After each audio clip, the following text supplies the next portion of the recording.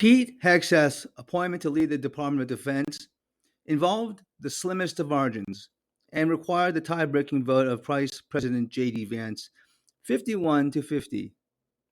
However, this was not before all allegations of public drunkenness on one hand and sexual assault and spousal abuse on the other surfaced.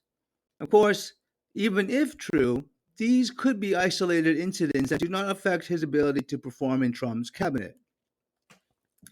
But what if the two behaviors are symptoms of a deeper, more serious psychological condition?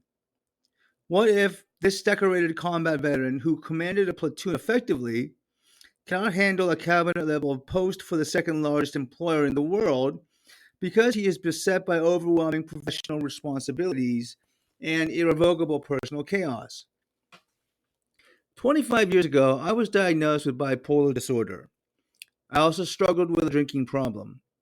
Shortly thereafter, I was manic and inebriated when I got into a fight and was arrested for simple assault.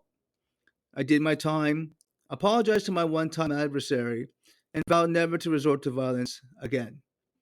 Interestingly, mental illness and substance abuse together has its own name: co occurring disorder. Could Hegseth have co occurring disorder? Only a physician can diagnose that. Allegations of sexual assault and spousal abuse might indicate a mental illness, and allegations of public drunkenness might indicate substance abuse. If substantiated, co-occurring disorder can be treated with psychotropic medication, complete abstinence, and talk therapy. I went down that route myself, and it made all the difference. If Hegseth willingly underwent treatment, it would speak highly of him, whatever the specific diagnosis. For me, two dead ends meant only one way out: school. But out of the frying pan into the fire. A crushing academic course load and overwhelming co occurring disorder. After two uninspiring semesters, nearly failing and borderline symptomatic, the department head hauled me into his office. Jason, pursue other career alternatives. No constructive criticism, no positive feedback.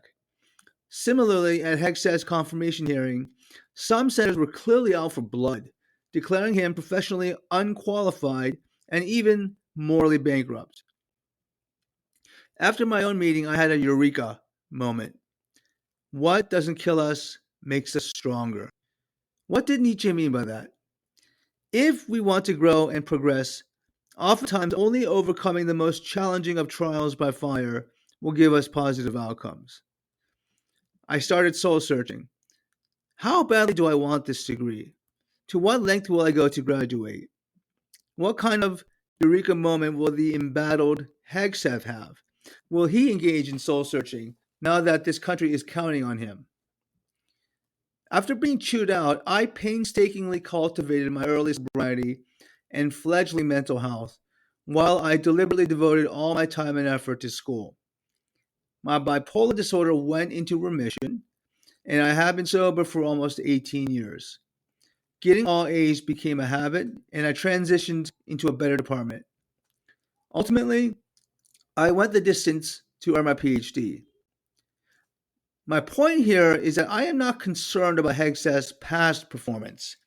I am concerned about his future performance.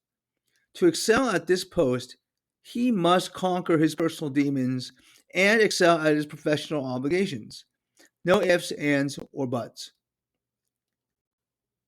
Hegseth may go down in history as a visionary leader who bolstered the Pentagon's standing to friends and foes throughout the world. Or he may go down like a lead balloon. The gravity of the task before Hegseth is great, and it is very much in doubt how the future will judge his stewardship.